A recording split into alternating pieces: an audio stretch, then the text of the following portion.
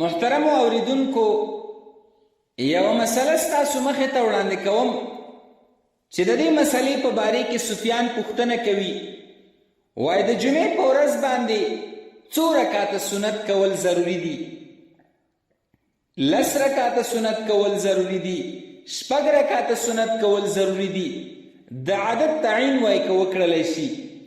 نو محترمه د احنافو په نزد د احنافو په مذهب 10 رکعته کول د جمعې په ورځ باندې ضروري دي چې 4 رکعته د فرضو نه مخکې او 6 رکعته د فرضو نه وروسته.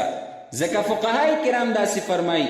ففي البحر الرائق جلد نمبر اول صفحه نمبر 80 کې داسې لیکلي دي: وعن ابي يوسف انه ينبغي ان يصلى 4 ثم ركعتين وفي الذخيرة والتجنيس، وكثير من مشايخنا على قول أبي يوسف.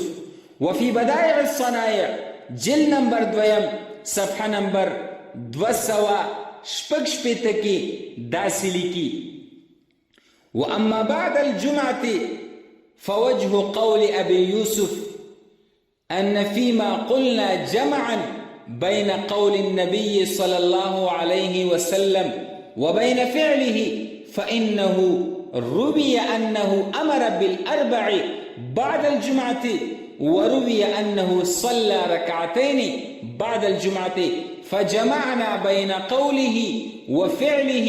قال أبو يوسف: ينبغي أن يصلى 4 ثم ركعتين، كذا روي عن علي رضي الله تعالى عنه.